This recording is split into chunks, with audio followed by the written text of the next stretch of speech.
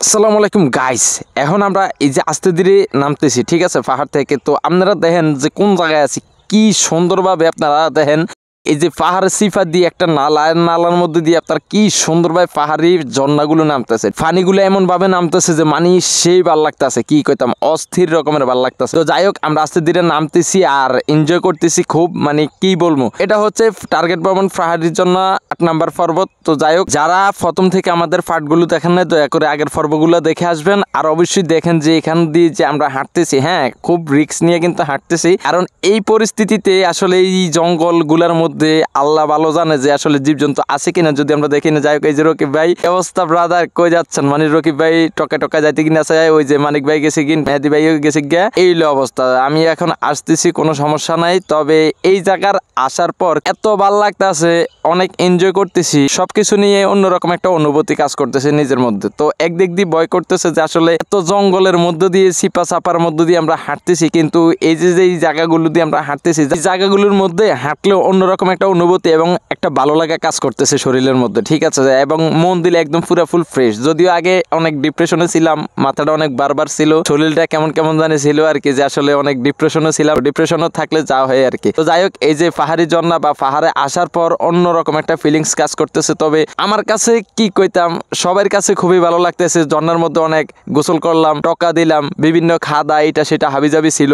আমাদের পার্সোনাল বাসার মধ্যে ব্যবহার করা ঝর্ণা আর হচ্ছে পাহাড়ি ঝর্ণা অনেক পার্থক্য আছে, ঠিক আছে, অনেক আকাশ পাতাল ডিফারেন্স আছে। কারণ আমাদের ব্যবহার করা ঝর্ণার মধ্যে আসলে এরকম যে ভালো লাগা নাই, কিন্তু এই পাহাড়ি ঝর্ণার মধ্যে অনেক ভালো লাগা কাজ করতেছে। এই যে দেখেন কত উপরে আমরা, দেখছেন, মানে কত উপরে, যদি আল্লাহ না করুক এর দিক থেকে যদি আমরা স্লিপ কাটি, এই যে দেখেন কিভাবে আমরা নামতেছি, ঠিক আছে। কিন্তু আসলে যেভাবে আমরা উঠছিলাম, উঠতে মোটামুটি আমরা বুঝতেছিলাম যে আসলে উঠতে মনে হয় যে অনেক কষ্ট, কিন্তু নামতে খারাপ লাগতেছে। এখন দেখতেছি যে না, নামতে খুব খারাপ লাগতেছে, ঠিক আছে, উঠতে ভালো উঠছিলাম, কান্না চলে আসতেছে আমার অবস্থা এমন। তো যাই হোক, অনেক কষ্ট পরিশ্রম করে নামলাম, অনেক ভয় ছিল মনের মধ্যে, এক কথায় মানে কান্না চলে আসছে আর কি আমার, ঠিক আছে, এতটাই কষ্ট, এতটাই পরিশ্রম, কারণ পুরা শরীরের বার একদম পায়ের উপরে, আর পা গুলা যে কি ব্যথা শুরু হয়ে গেছে মানে বলার বাহিরে। তো যাই হোক, আসলে আপনারা আমাদের জন্য দোয়া করবেন, আপনাদের দোয়া এবং ভালোবাসার কারণে মূলত আসলে আমরা এতগুলো জায়গার মধ্যে আমরা পাড়ি দিতেছি, ভ্রমণ করতেছি এবং সফলতা পেতেছি, ঠিক আছে। এই যে মানিক ভাই, যাই হোক, আসলে এগুলোর মধ্যে অনেক সাবধানতার সাথে হাঁটতে হবে, কারণ স্লিপ কাটলে অটোমেটিক পড়ে যাব বা এরকম 19-20 হবে আর কি। যাই হোক, আসলে শরীর স্বাস্থ্যের জন্য একটু ইনজুরি হয়ে যাবে আর কি। যাই হোক, এই যে বাইরা দেখতেছে, আসলে সবাই হচ্ছে ব্লগার লাভার, ঠিক আছে, লাভ ব্লগার। তো যাই হোক, আসলে বাহিরদের জন্য অভিনন্দন। বাইরে আশা করছি যে আমার ভিডিওটা দেখতে পারবেন। সবাইকে বলবো যে আমাদের ভিডিওগুলো বেশি বেশি করে শেয়ার করে দিবেন। আমাদের ইউটিউবে এবং ফেসবুক পেজে অবশ্যই লাইক, ফলো অ্যান্ড সাবস্ক্রাইব করে সাথে বেল আইকন অল প্রেস করে আমাদের সাথে থাকবেন। পরবর্তীতে আমাদের নেক্সট ব্লগ অবশ্যই আরও আসতেছে এবং আমাদের রেগুলার প্রতিনিয়ত সোশ্যাল টকিং প্লাস হচ্ছে শর্টস ভিডিও ইনশাল্লাহ আসবে খুব শীঘ্রই, সবগুলো দেখতে পারবেন।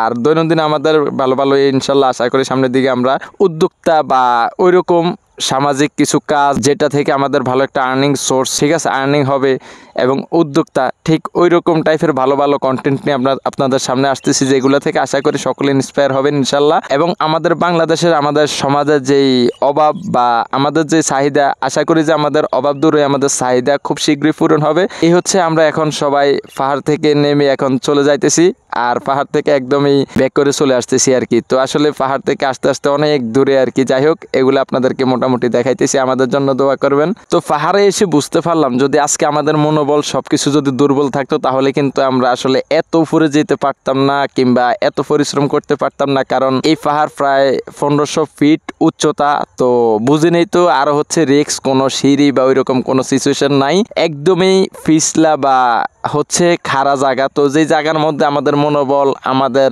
মন মানসিকতা ভালো এবং শক্তিশালী স্ট্রং ছিল আমাদের সিদ্ধান্ত, যার কারণে মহান আল্লাহ তাআলার অশেষ রহমতে আমরা ইনশাল্লাহ একদম পুরা উপরে উঠতে পারছি এবং প্রত্যেকটা ঝর্ণাতে আমরা মোটামুটি আলহামদুলিল্লাহ গোসল করতে পারছি, প্রত্যেকটা ঝর্ণা ব্যবহার করতে পারছি এবং প্রত্যেকটা ঝর্ণার মধ্যে যেতে পারছি। ঝর্ণা বা পাহাড়ের যে একটা গ্রান, যে একটা ফিলিং, যে একটা তৃপ্তি, হ্যাঁ, যে একটা চাহিদা, ঠিক এগুলো পূরণ করতে পারছি সাকসেস। তো এই কারণে যে মহান আল্লাহ তাআলার কাছে লাখো কোটি গুণে শুকরিয়া এবং অনেক কিছু জানতে পারছি। আপনারা যদি অবশ্যই আমাদের আগের পর্বগুলা যদি দেখে আসেন, আশা করছি সব কিছু বুঝতে পারবেন। কারণ এই পাহাড়ের মধ্যে জানা অজানা অনেক তথ্য, অনেক কিছু আছে। যদি আমরা আজকে এই পাহাড়ের মধ্যে না আসতাম তাইলে হয়তো এগুলা দেখতে পারতাম না, জানতে পারতাম না। হ্যাঁ, কিন্তু আজকে এই পাহাড়ের মধ্যে আসার পর অনেক কিছু জানতে পারতেছি। ইনশাল্লাহ এই পাহাড় নিয়ে পরবর্তীতে আরেকটা পার্ট দিতেছি, অবশ্যই 9 নাম্বার পার্টটাও দেখবেন সকলে। আর আমাদের ভিডিওগুলো যত বেশি বেশি করে আপনারা শেয়ার করবেন, আমাদের সাথেই থাকবেন, আমাদের একটু ভালো উৎসাহিত করবেন, তাহলে আমরা আপনাদের জন্য এই পাহাড় কিংবা বাংলাদেশের বিভিন্ন স্থান এবং বিভিন্ন একদমই ভালো ভালো জায়গাগুলো ঘুরবো, ভ্রমণ করব, আপনাদের দেখাবো যে আসলে কোনটার কি অবস্থা, আমাদের অনুভূতি কেমন, সবকিছু আপনাদের কাছে প্রকাশ করব। আশা করছি সকলে প্রত্যেকটা জায়গাতে ভ্রমণ করবেন ইনশাল্লাহ। মহান আল্লাহ তাআলার অশেষ রহমতে আমাদের শরীরের যে একটা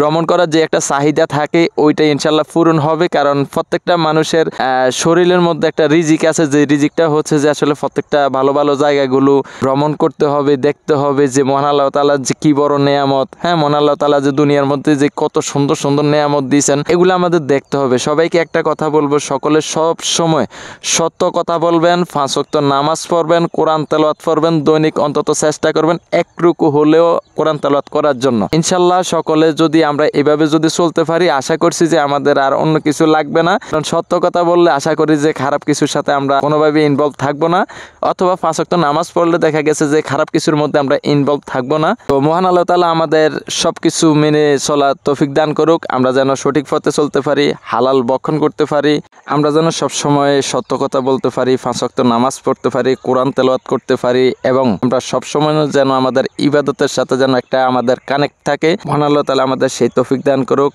আমিন।